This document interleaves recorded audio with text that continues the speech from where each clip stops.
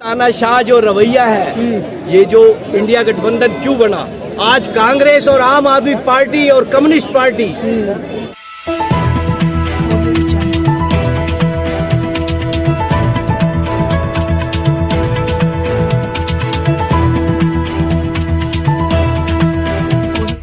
इस news channel पर जो भी वक्ता ने कहा वो उसकी अपनी राय है, जिसकी पुष्टि नेशन न्यूज इंडिया नहीं करता। धन्यवाद।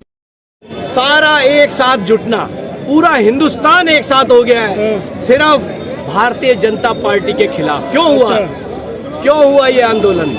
क्योंकि आज भगत सिंह जी का अभी गया शहीदी दिवस। अच्छा। अभी गया है बाबा साहब। 14 अप्रैल को हम बाबा साहब को मनाएंगे।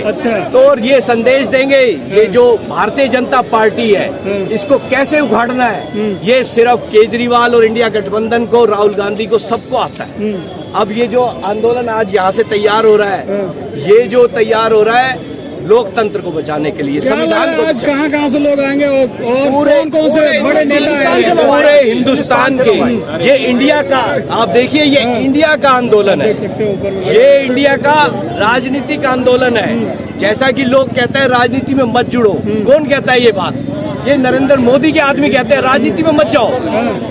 जहाँ भी आप देखोगे किसानों को ये बोलेंगे राजनीति में मत जाओ, मजदूरों को ये बोलेंगे, और खुद राजनीति में भारतीय मजदूर संघ होगा, किसान सेल होंगे इनके।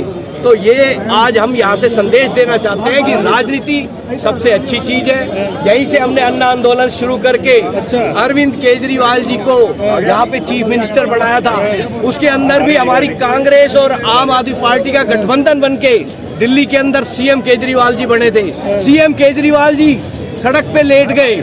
क्यों लेटे? निर्भया कांड हुआ देश के अंदर, दिल्ली के अंदर। मैं हिंदुस्तान के अंदर ये याद दिलाना चाहता हूँ, अरविंद एक सोच है, एक विचार है, सरकारी स्कूल की विचार है, ये सरकारी स्वास्थ्य का विचार है। तो ये बात हम लोग जो कर रहे हैं संविधान को बचाने के लिए, ये जो पुलिस वाले खड़े हैं, ये ईडी के अधिकारी है, ये सारे संवैधानिक रूप से संविधान में आते हैं। आज देखिए हमारे साथ कम्युनिस्ट पार्टी का झंडा है, ये देखिए। कुछ महिलाएं भी हैं यहाँ पे, उनसे आज हम बात करेंगे। क्या नहीं बोलना चाहते लोग, लोगों को बोलने के लिए तैयार नहीं करा हिंदुस्तान ने।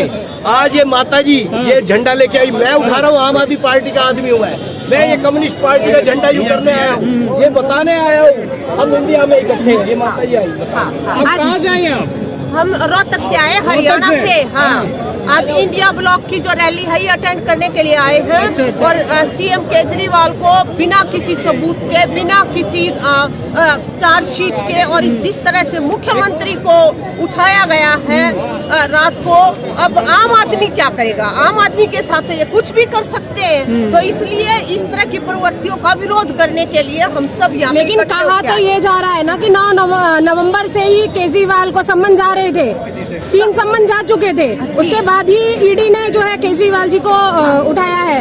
जी, सम्मन जो जा रहे हैं बिना चार्जशीट के, बिना किसी सबूत के। आप चार्जशीट मेरे का ही भेज दो, ऐसे मेरे को कहो कि ईडी के पास चलो, ईडी के पास चलो, तो हम तो नहीं जाएंगे। ड्यू प्रोसीजर जो है, you have to follow the due procedure. If the government violates the due procedures, then what about the other agencies? ऐसे तो नहीं कर सकते ना आप।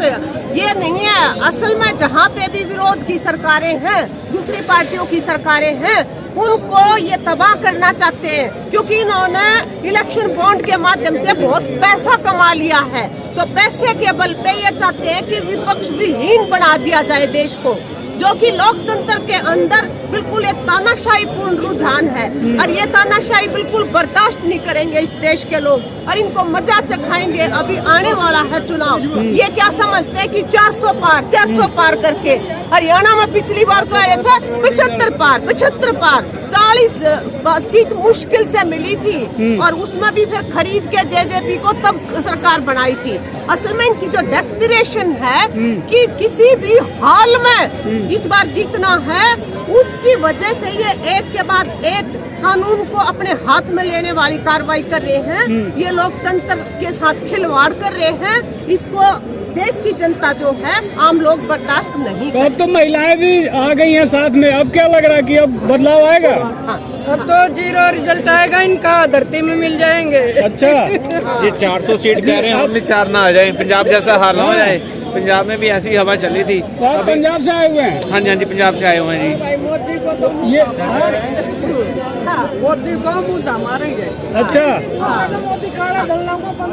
जैसे कहा जा रहा है कि बीजेपी ने कहा कि अगर घोटाला करेंगे तो जेल जाएंगे ही, तो इसीलिए तो ईडी ने गिरफ्तार किया है।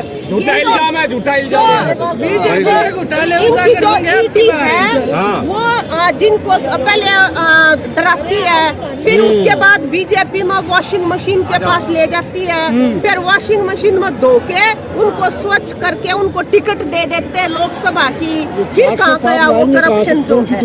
ये साजिश जो है, ये कि लोगों को चाहे डरा के चाहे पैसे से उनका ईमान खरीद के उनको तोड़ना है किसी भी तरह से, और किसी भी हालत में मतलब सत्ता पे काबिज होना 2024 में, और संविधान को बदलना है, और देश के अंदर लोकतंत्र की आत्मा जो है उसको घोटना है इन्होंने, इसलिए ये सारी कार्रवाइयाँ कर रहे हैं। लेकिन जो बाबा साहब अम्बेडकर का बनाया हुआ जो संविधान है, जिसकी वजह से महिलाओं को, दलितों को इंसान का दर्जा मिला है, हम बिल्कुल ये होने नहीं देंगे। ये क्या चाहते हैं, यहाँ मनुवाद चला लेंगे इस देश के अंदर, शुद्ध ढोल पशु और नारी ये सब ताड़न के अधिकारी। हमें नहीं पता क्या मनुवाद का क्या मतलब है, हमें नहीं पता कि संविधान में सबको कानून के सामने बराबर अधिकार है, हम उसका महत्व समझते हैं, इसलिए हम आए हैं यहाँ पे।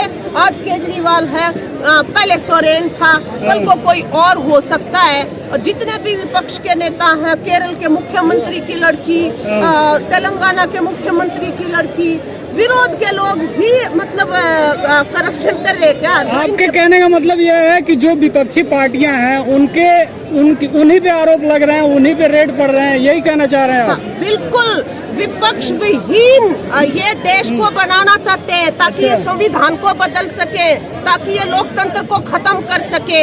ये साजिश और षड्यंत्र है इसके पीछे, जो अब लोगों को समझ आने लगा। अब ये लोगों को समझ आने लगा है कि ये कोई करप्शन का या पैसे का या शराब घोटाले का मामला नहीं है।